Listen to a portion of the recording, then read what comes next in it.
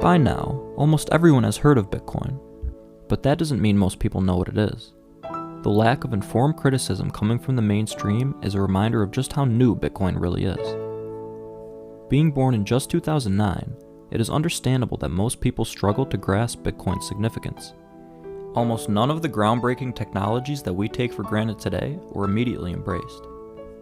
A short list of inventions and ideas that were misunderstood and ridiculed early on include the telephone, the airplane, the computer, the TV, the internet, the automobile, and even the bicycle. But history shows that nothing is more powerful than an idea whose time has come. Bitcoin's time has come. Those who refuse to learn and adapt will be left behind, but those who invest the time to educate themselves will be rewarded. Whether you are in charge of a corporation or small business, a leader of a city, state, or nation, or just an everyday person, an understanding of Bitcoin is one of the most valuable assets to have in the modern economy. So back to the original question, what is Bitcoin? There are many different answers to this question, but the most basic is this: Bitcoin is money. To understand what Bitcoin is, it is necessary to first understand what money is. Money is a useful technology that serves three basic functions. It acts as a medium of exchange, a unit of account, and a store of value.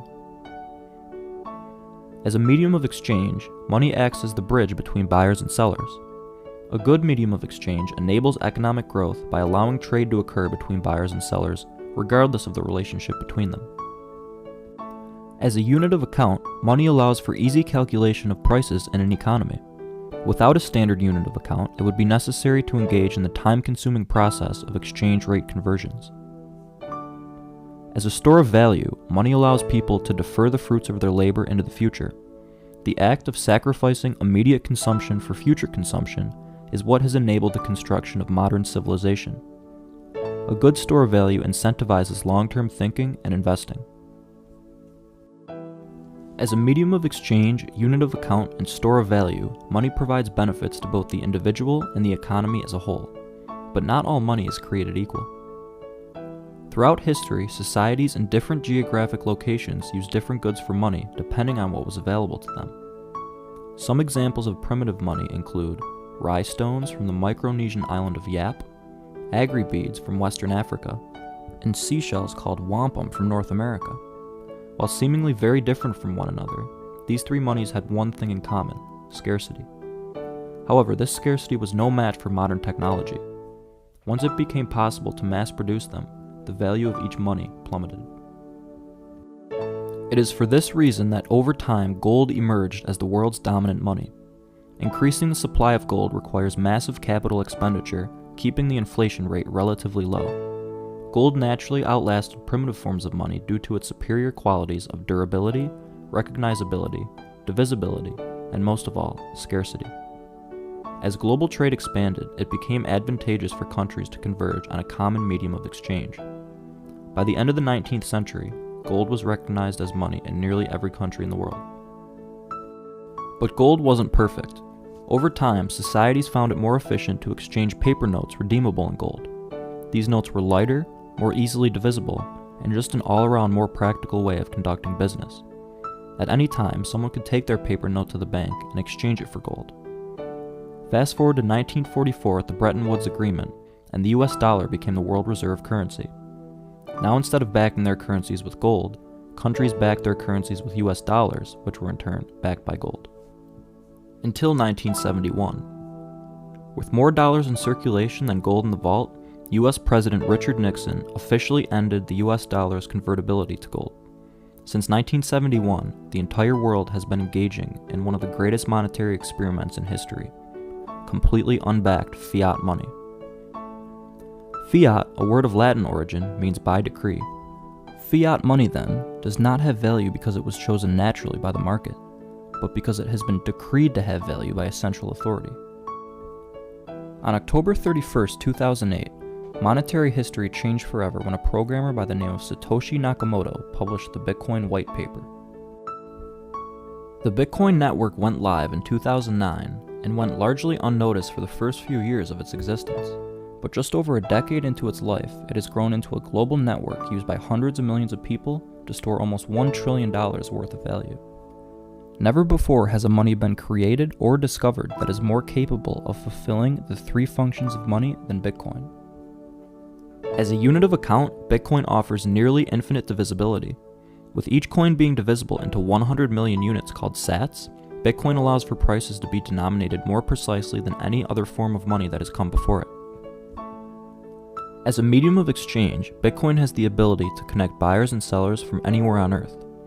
By speaking a common language, ideas are able to circulate and multiply spontaneously within a society, promoting innovation and prosperity.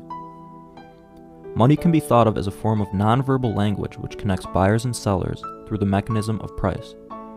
By speaking the same monetary language, goods and services are more easily circulated throughout an economy, leading to a more prosperous society for all. A common, open medium of exchange removes the barriers for trade between nations. By utilizing Bitcoin, a freelance graphic designer in Nigeria can offer his services to clients in New York or London without relying on any bank and without incurring currency conversion fees. Bitcoin also offers hope to many families in developing countries who rely on remittances. Today, billions of dollars of remittances to the poorest countries are lost in fees due to middlemen and currency conversions. As an open global monetary network, Bitcoin fixes this. It's important to note that while Bitcoin's base layer restricts its transaction capacity in exchange for security and decentralization, second layer solutions are capable of scaling Bitcoin to millions of transactions per second.